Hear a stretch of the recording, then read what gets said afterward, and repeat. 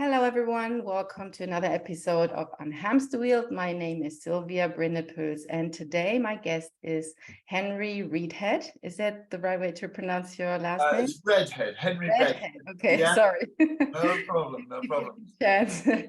But welcome and thanks for coming on to my podcast.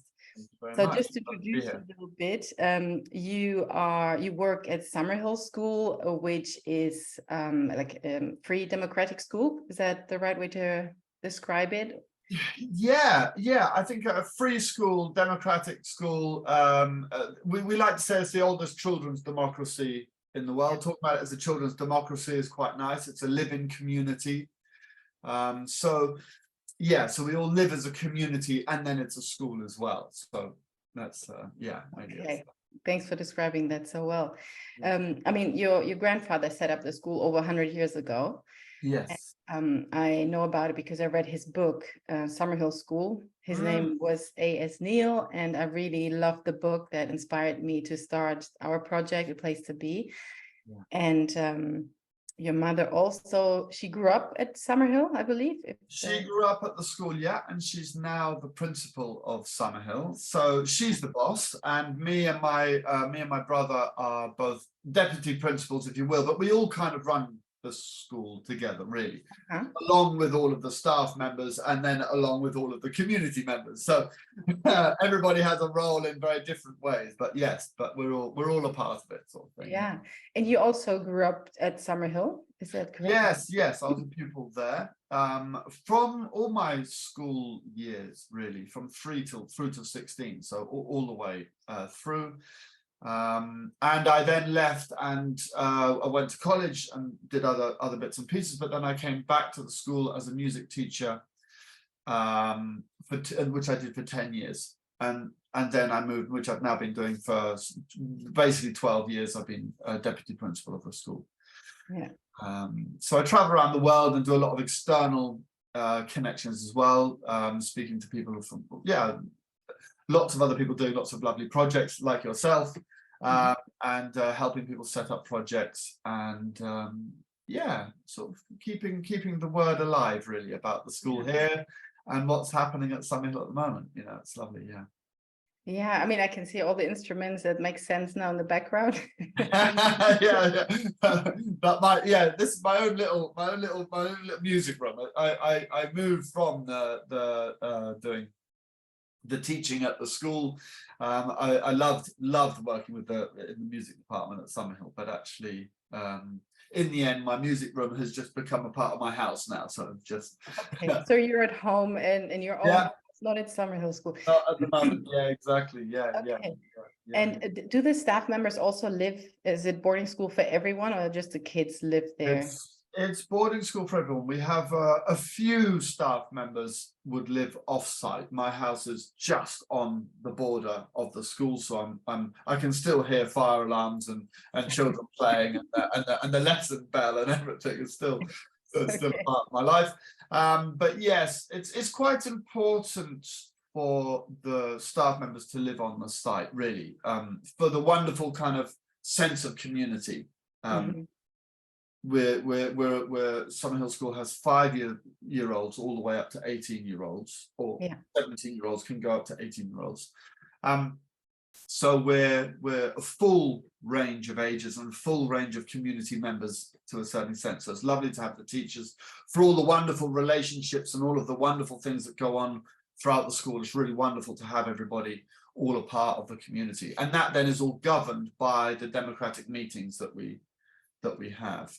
So it's a place. It's got a lot of energy. I think people, when I think of Summerhill, I actually almost think of it more of a community rather than a school. It is a school. We offer all of the subjects. We do the qualifications. Children, they're there for the educational purposes.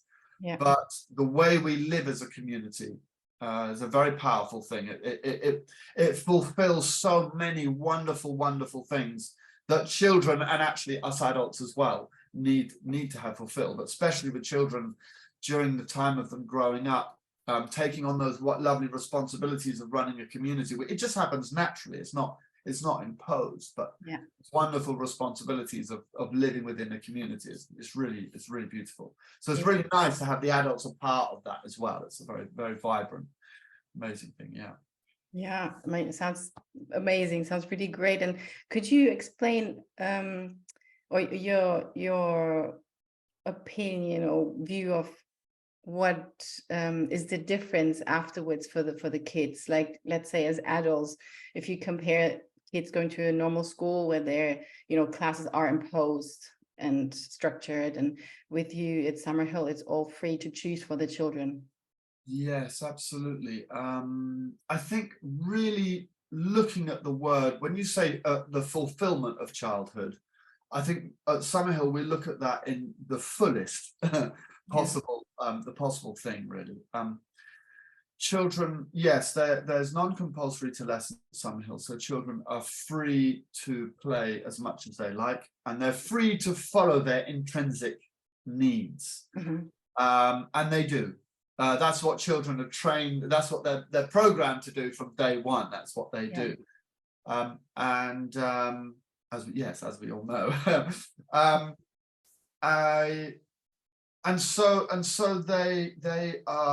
they're fulfilling all of their needs to learn about themselves, all of the notions of that, whether it's physical, whether it's mental, with relationships, the attitudes towards themselves, understanding themselves in every way, really, but then also in a social context, so relating to other people, learning about other people, learning about relationships. To me, the word relationship is arguably one of the most important words at Summerhill, because every single thing is related to it. And so children need to learn how to be social and how to interact with other people, and in all contexts, whether it's other children, younger children, adults, whether it's relationships to what they're doing and why they're doing things, and they're learning about things. They're pushing boundaries a little bit here and there. They're making a few mistakes, and they're feeling and they're being in every context, really. What I'll also mention about that's so important with the fulfillment of childhood is they're doing it at their pace. We're not sort of going, right, so this child needs to be at this level, or needs to be doing this at this age, or this child is now a 7-year-old, so they need to be able to do this, and this. We celebrate the individual to a certain extent in its purest form as well, in the fulfillment of childhood. So we're not putting any expectation. And this means that then children move at different paces. They move at their own pace. So they're very much in tune to themselves and their intrinsic motivations. And then, to a certain extent, when looking at, again, going back to the word of fulfillment of childhood, when you're looking at that, you're looking at the natural kind of progressive stages that children, there's a time when they, my grandfather called it the gangster age, which I think is really sweet. The age sort of between about 10 and about 12, 13, where naturally they're kind of pushing boundaries a little bit. And a lot of it is happening within relationships. A lot of it's happening physically, all sorts. Even if they've been brought up freely, never been put, always boundaries, but nothing enforced, even, when they've brought up freely. The removal of imposition is to a certain extent. So in a very quite natural sort of situation, it's often in conventional and education, what we would say were the gangster ages, that might come quite a bit later, because they're actually haven't had the time to fulfill it naturally. But we find that actually it happens a bit younger. And then they they're a little bit more sort of mature about the focuses on themselves, become a little bit more mature, a little bit more sort of thinking about what I might want to do a bit as a bit older, or even caring for younger ones, taking a more active role in the community. Again, sorry, I'll just quickly mention, the community doesn't put expectations. There's jobs that need to be done.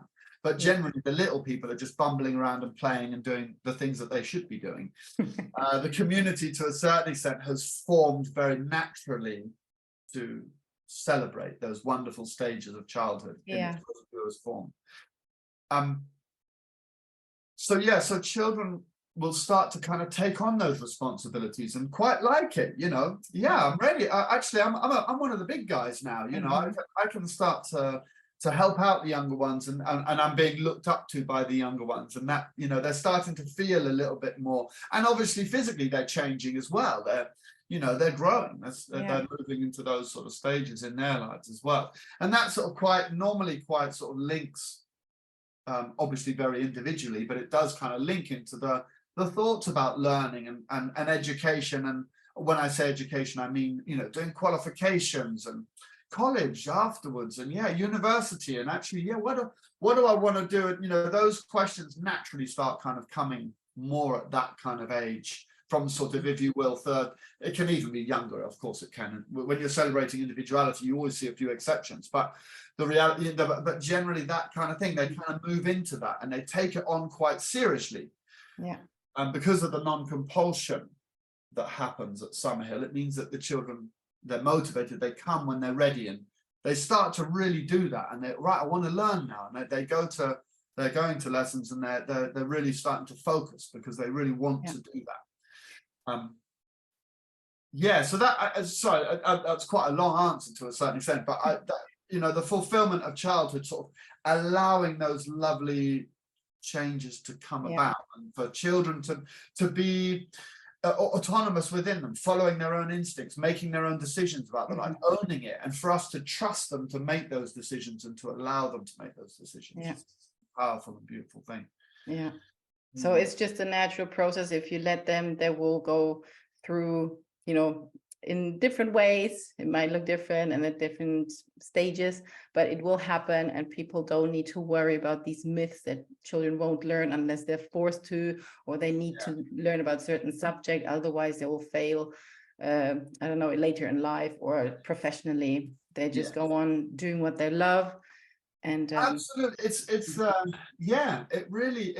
it absolutely is. And we've now, so Summerhill's been running for 100 years. We've seen many of these very natural and beautiful and individual childhoods happening.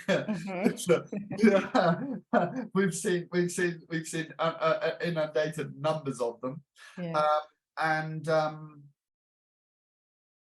It's, you know, as I said earlier, the pace sometimes changes. Sometimes we may have a situation where a child at the age of 13 can't read and write properly, and we start to go, wait a minute, how is everything all right? You know, what but actually it's always true, really, that children, that they're focusing on what they need to focus on at the time, and when they're ready. And I think that this is another really important thing. I talked about the fulfillment of childhood, but childhood continues with us forever.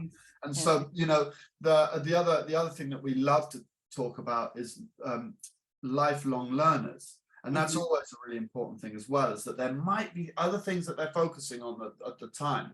There's some lovely stories of there was a boy who, this is from my grandfather many years ago, a boy who loved doing knitting and sewing and things like that, and basically spent his whole time at the school doing that, and left without being able to read and write. Now, today, that's not something, you know, with text messages, with phones and with gadgets and all this, generally the world it doesn't happen. So we don't have anybody, I can safely say we haven't had anybody, I don't even remember the last time that someone's left and hasn't been able to read and write. But this story is just quite sweet, and he ended up starting a company and running a business of doing clothes making and all sorts of bits and pieces like that. And there was a time when suddenly he sort of realized, okay, I'm actually gonna have to start to learn how to read and write now, because it's very difficult to run a company without. So that's quite a unique story, sort of thing. But the reality is that the most important thing really that we can give them is the trust. And the removal of expectation, instead of saying, right, so, because the other thing that's very important of what you've just said there is, what do we perceive as the mark of success? it's a very important topic, because if we're saying, right, well, actually, for someone to be successful, they need to have a really nice car and a lovely big house, and they, you know, what in really, it's not actually our right really to impose any kind of mark of success onto a child. It's them. It's important for all of us. I won't even say children. It's important for all of us to mark our own level of success, and where do we feel comfortable, and what do we, you know, we should be in charge of that to a certain extent, rather than being pulled into something. And that mentality is quite important, just because of the individuality. You know, we've had people who leave Summerhill who have become phenomenal, very well-known entrepreneurs. We've had very actresses, famous people that society would look at as being exceptionally highly successful people. We've also had farmers and people who work in supermarkets and everything in between, artists. So when you look at all of them, you kind of start to realize when you speak to them that they are successful because they wanted to do what they wanted to do. Right. So it's quite an important element when thinking about that as well. Really. And I suppose it can be quite a difficult thing in the society, the way we live it at the moment, because everything is regimented in years. At this year's, everyone should be there, then it should be there, then it should be there, and then they should go into secondary school or primary, and then there's secondary school, and they should be that year, and then that year, and then that, and then they should go into college, and then to university, and then get a job, and then do that, and then so it's all regimented up, which puts a lot of pressure and actually causes a lot of stress. And I suppose, sorry. No, I was just going to say that as soon as you massage those and remove those a little bit and start to move with individuals, you actually start to see that it's a much more natural, a much better way of seeing things, really. Yeah, and what I wanted to add was, I suppose, is that many children who go to school and who have said, got these standards, they've been told what success means for them. It's not really coming from within, like kids at summer school, like this. Like as you say, with the cars in the house, it's just they can impose. A baby wouldn't say all of a sudden, oh, I want a house, or I want a car, or I want this or that. It's just like the conditioning that happens, where they're shown. Yes, you're absolutely right, and the imposition of the competitive element is imposed within conventional education, is imposed at a very young age. So children are already starting to be trained, if you will, that you've got to kind of get higher than everybody else, and that there's this sort of moment of the problem with that is that you then have failures. You then have a situation where so what one person is doing really well, they do that to try and get everybody else to be doing really well. If you actually remove that a second and put everybody in a circle and look at the whole situation, you're actually creating a much better situation for everybody, because in the end they're all figuring out who they are and where they're at, what they're up for, and being more intrinsic and actually following their own themselves. It's, that topic really is kind of what leads to the undoing of harm that has happened potentially to children in those circumstances. When we talk about mental health, we talk about well-being. The most important thing is that the children are not being pulled, not being judged, not being squashed and modeled and forced into different places, that they're allowed to breathe, allowed to move at their own pace, figure out what that pace is, and understand it and accept it as well. It's not always, obviously, naturally we will be a bit competitive. Naturally, there's enough of all of that. Some people might look at someone else and think, I'd really like to be able to do that, and maybe I can't, and that might be a reality. It might be that I can push myself to it, but still then I may not be able to. And that's an understanding of self that's also very important. We're not all able to become our idealistic selves, maybe that we're all and so these are very important elements to it all as well, really, that just learning to be with yourself and learning about yourself and being intrinsic in that way. It's very important. And I know that you accept kids up to 11 to start off. I know they can be there until 18, but do you have many kids that come after the age of 7, 8, 9, 10, 11? Or is it more like parents send them from the day they should be starting school? The little ages, it varies quite a bit actually, and it is up till 11, but we do make exceptions in some circumstances as well. Sometimes we've had older children come.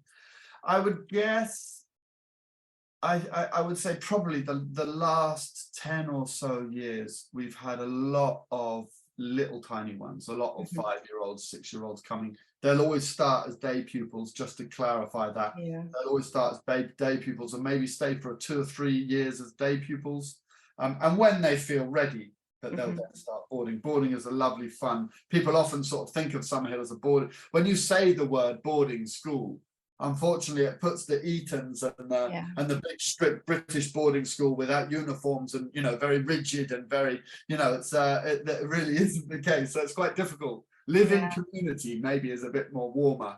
But children then they sort of come to boarding when they're ready to, and just love it when they do, just because it's so much fun. It's so immersive. It's so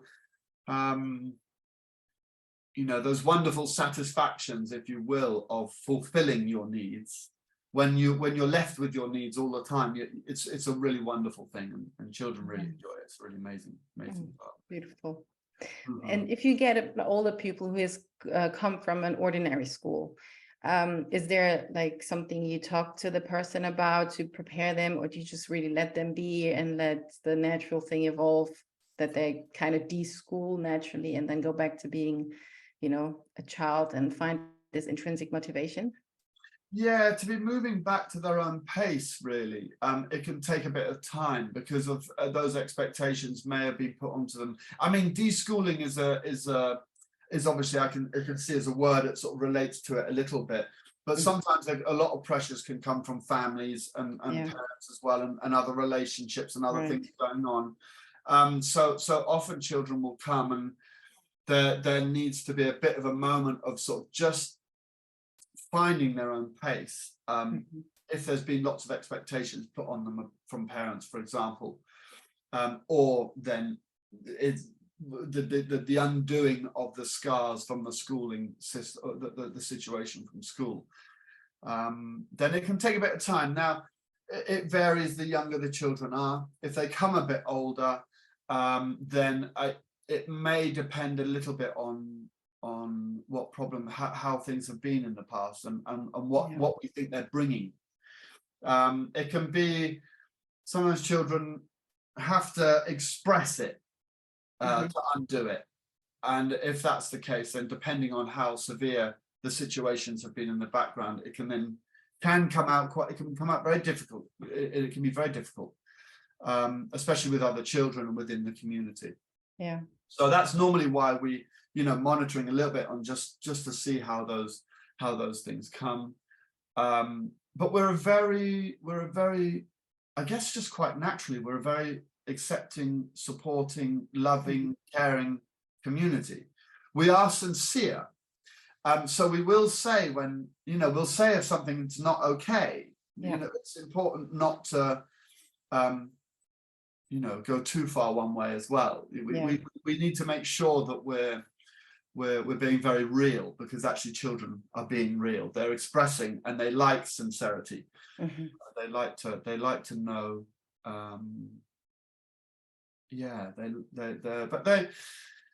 It is a place of healing. It really is a place of healing. And so when children come, I mean, again, maybe in connection to your question, I guess it may take longer if they're older, if the children are older when they come to Summerhill, then to undo some of those knots, if you will, can take quite a bit longer. And so this is why we encourage letting children come when they're younger, so they can really kind of settle into the rhythm of Summerhill and move with the pace throughout the whole thing. And then it fits really nicely, you know. And do you have a initial conversation with them, or is it the other way around? You just let them do, and then whenever it's necessary, you give a little feedback or input? Yeah, touch base. At the beginning, we have a what we call a buddy system, where there's another kid who's allocated, or sometimes a few kids who are allocated to a new person to help them out and to, you know, so and as you know, children are just so social and so immersive with each other anyway, and so it kind of really, the pace of it kind of happens a bit naturally in the earlier stages. We're there, obviously there's house parents, there's adults who are there to care for the children as well. There's lots of teachers and everybody. So, you know, we're talking, when you think about the numbers, we're sort of 60, 70 kids with about sort of 15, 16 staff members. We're, you know, ratio sort of 1 to 4. You know, we've got a good awareness of how everything is going with the children. But pretty much the healing happens quite naturally. You know, the healing happens. The school is created. It's not an environment of creating conflict, creating problems. It's a place of equality. It's a place of celebrating the individual. It's, you know, with the democratic meetings, everybody's got a vote and everybody can be a part of it, and everybody is accepted into it and is welcomed into it. So very naturally, the place itself is you know, children come and they pretty much get rolling as it comes. But it just might take a bit more time. The older they are, it takes a bit more time to settle into it, and the younger, the better, sort of thing. Do you have any specific story, a nice story that you could mention as an example to do with the, you know, kids helping each other? Because you said that other kids are allocated, and I like that. I thought maybe an adult would talk to the person, but it's very much the children. Always the kids. I'm trying to think if I can think of a specific story. I mean, I can tell you a little, quite a sweet thing that's happening at the moment. We've got a pupil who's come from Poland, and there's actually no one in the community who can speak Polish. And it's been a phenomenal, a really lovely, how obviously Google Translate obviously now is a much better. A similar thing happened about 20 years ago. We had someone coming from Taiwan, and we didn't have Google Translate then, but literally there was nobody who could speak. We had a Chinese teacher who came in once for a couple of hours a week, and that was about it really. But apart from that, but yeah, so we've got someone at the moment, and she had a buddy who was there to help out, and all that, you know, they'd just be communicating on their phones all the time. And then we had situations where in meetings as well, that they'll be sort of sitting there trying to sort of communicate, sort of, you know, hearing the meeting and it translating and bits and pieces like that.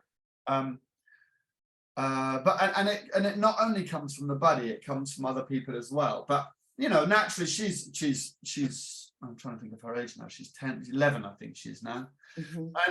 And she, you know, obviously at that sort of age, she's pushing boundaries a little bit, and so is other people.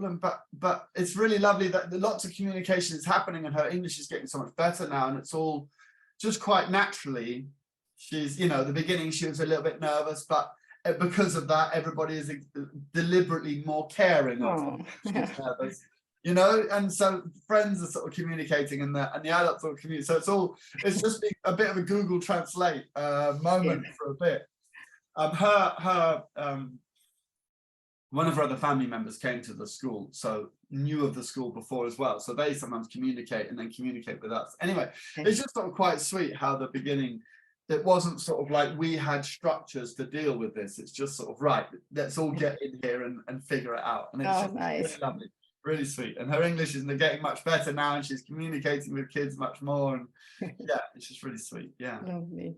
And when you say with Google Translate, I remember, I don't know if it was on your website or somewhere, I read that is like screen time after 3 p.m. Is that still?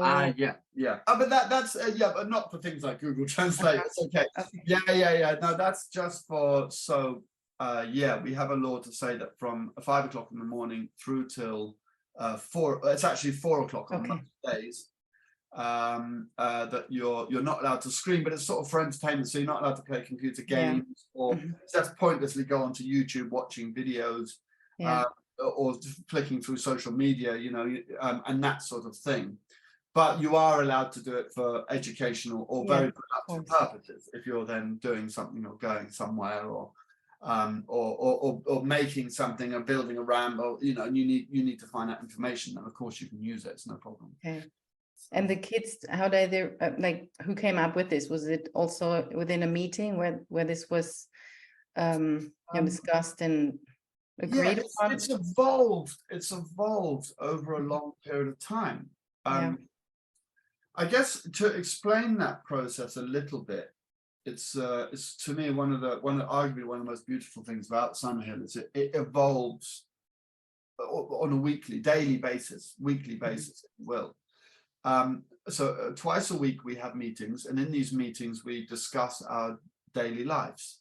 We resolve conflicts if there's any conflicts that have come up, and we make laws, and we discuss how we're all living as a community, create committees sometimes, all sorts of bits and pieces. And now what this means is that new things come to the school. For example, when you talk about screen time, when I was a pupil there, that we had televisions and we had so 30 years ago, so then there wasn't any limitations to it. But as time sort of moved on, different things sort of came up, and the more, now coming to phones and devices and the way they are now, the laws around them have kind of constantly evolved. And they've been tried, they've been dropped sometimes. Let's get rid of the laws and try without and see how that goes.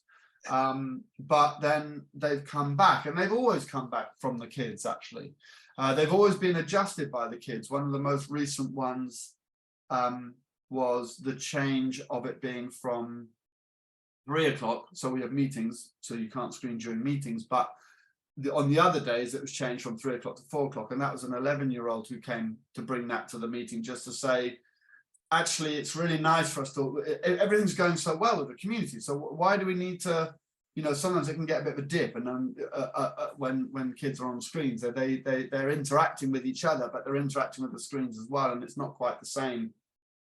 And anyway, so that was then changed as well. So it's constantly being reviewed, and that's a very beautiful thing about the school to a certain extent. It's just in touch with the world, because that's what kids are doing. They're learning about the world around them, and things come in and they get discussed and decided and tried out and a balance and what everyone feels happy with gets decided on.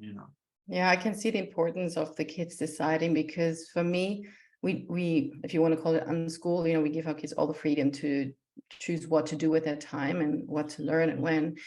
But with screen time, it's like you said, we go in and out of trying, because if I just give them as much time as they want, they just binge watch all day, every day for hours, and Netflix and YouTube, and then we go back to, okay, let's do like an hour a day and a family movie in the evening, and let's do something together with it.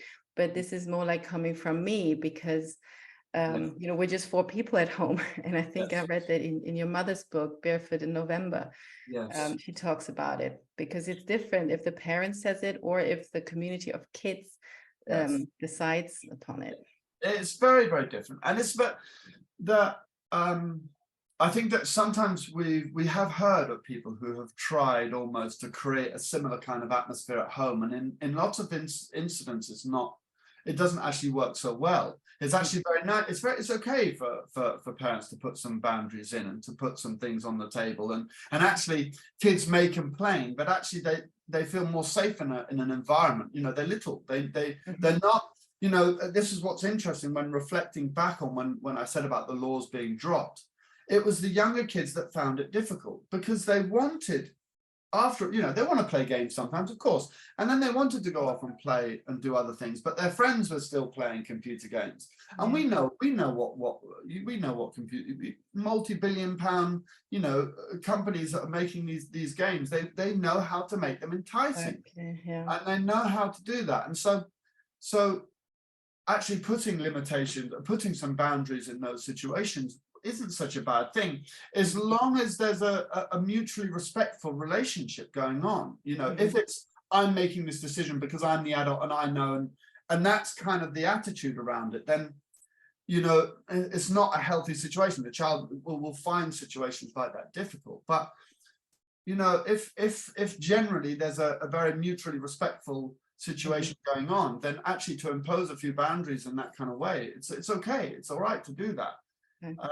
I guess it's also like personality wise, like my older daughter, she watches a lot and she does a lot of something else, and the little one, she's just 3 and she wouldn't watch as much, and she's very okay with me saying okay, enough now, and she's okay, mommy, and she gives me and it might be the older one after a while starts to go, it's okay, I can judge this for myself, mum, it's all right, you know. Maybe that will come about, and maybe it is that you'll start to feel that and sort of go, yeah, of course, it's okay, but and then negotiation and talking about it a little bit, figuring it out, you know.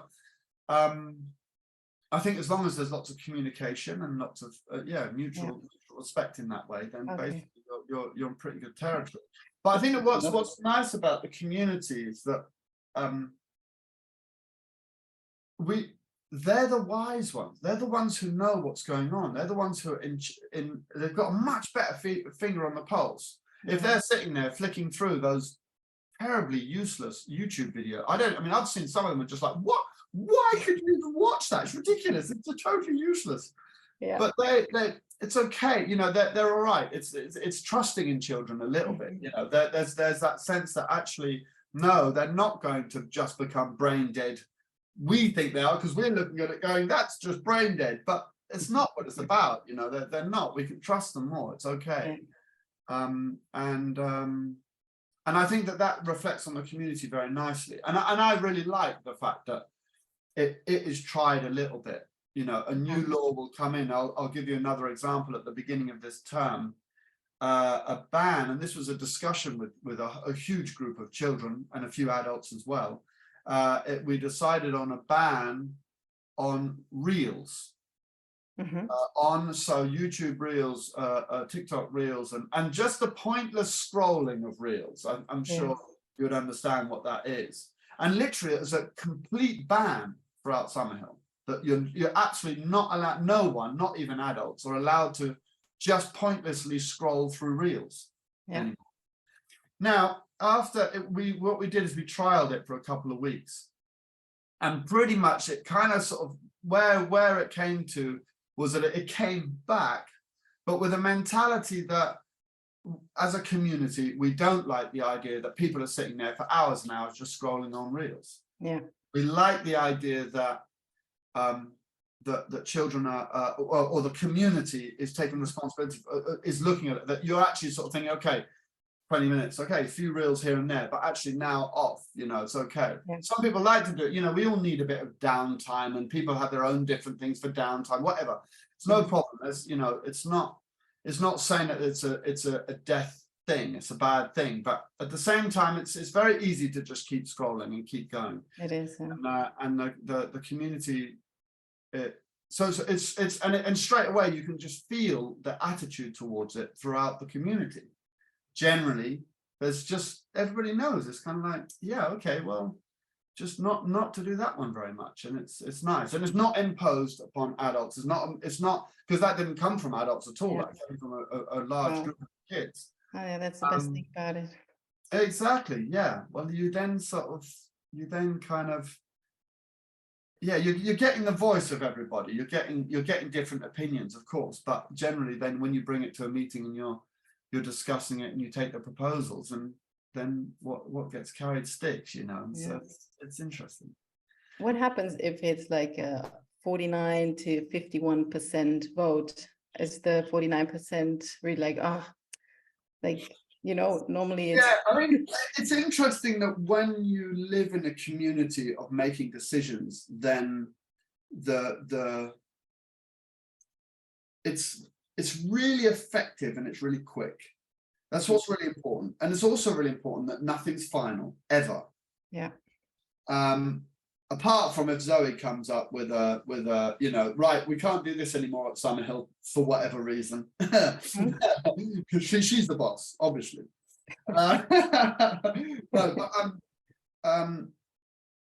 when you're in an environment where decisions are made, many decisions are made on a daily basis, you're putting your input, you accept the outcome regardless. You might be disappointed with it, but actually that's not such a bad thing to be learning in life anyway, that you can't always move around you anyway. So you don't and the other thing you don't ever get, and you might get people sort of afterwards going, yeah, I really don't think it should have gone that way, or I think that law coming in, I don't think should work. But in the next meeting, you can bring it back again and bring it back to the table again. That's nothing's final. So, and sometimes we are going to be wrong. Sometimes if there's a conflict or something, we might see it our way, but maybe that wasn't fair. And maybe when you've got the broader perspective and lots of people looking at it, So we still go with it on those sort of situations. It's just sort of the way it is, really. I think that to make it efficient, to have a community where we maybe I'll just paint a picture of that for a second. So we have a meeting, we have maybe 15 cases. Maybe 5 of them might be some sort of conflict resolution. The child didn't get out of my room when I asked him to get out. This person was riding my bike without asking. This person upset me. Whatever those things could be. And then you might have some that are specifically about laws, something else to discuss within the community. We need to be quite efficient. We've got 5-year-olds there, all the way up to adults there. We've got a room full of pretty much 60, 70 people. We get about an 80 or if not more percentage turnout, even though the meetings are non-compulsory. And it needs to be efficient. So, a case will come up. We have a chairperson who will kind of help to run the case. And we'll quite quickly go, okay, that's enough now. We need some proposals. We'll take the proposals. We all vote. The conclusion is done. Write them down. And the secretary writes them down. Business closed. Let's move on. They're not a big emotional place. We don't analyze things in depth. We don't go very deep about things and process things in a really deep kind of psychological way if it's to do with conflict resolution. We may sort of come to a conclusion about a law or something like that in the meeting where we're just, okay, let's go with that and try it for a bit sort of period of time. So there might be a case that runs for 5, 10 or 15 minutes if it's really needed. But generally we try to get through things reasonably quickly. We don't do the consensus kind of everybody speak and everybody put your input into something. We don't make it complicated. It's got to be simple, because if there's a 5-year-old in the community who's not coming in and partaking in it, then it's not working. Then it's failing in some way. If the children are going, I'm really bored, I don't even understand this and I'm bored, well, then it's not for them. And if that's the case, then you're doing something wrong in the first place. So it's very efficient and it's very quick in that form. And it's not always perfect. Of course, it's not always perfect. But the whole point is people can then come back and talk about it more, and then people might discuss it for a bit more, try something out and come back again, or someone might come and appeal a fine that they may have got because they didn't think it was just, or that it was too much, or we all live as a community, we're sincere and we're all living together, so we feel things out, and of course there's lots of flexibilities to try and get to the right answers in the end. Well, it's an amazing system and an amazing school. It's again, it's been running for just over 100 years. It works. It's not an experiment anymore. Yes. And I really love it, and I want to come and visit one day. And I encourage everyone else who's listening to visit it, to see it, with your own eyes, because it sounds so amazing. And I thank you very much for your time, Henry. I could go on for like 2 hours. Oh, bless you. Yeah. I think we both gotta go. Yeah, absolutely. And maybe we do a second part one day, or interview Zoe, your mom. Yeah, sure. Person. She quite often likes to do things like this as well. So it's been a pleasure. It's been a real pleasure. I hope it's been helpful. Very much. Yes. Yeah. Thank you so much. No problem. Okay. We'll be in touch because we're working together on our project, A Place to Be. Got you as my consultant. Yes. And I'm looking forward to seeing you soon. Yeah. All right. Thanks, Henry.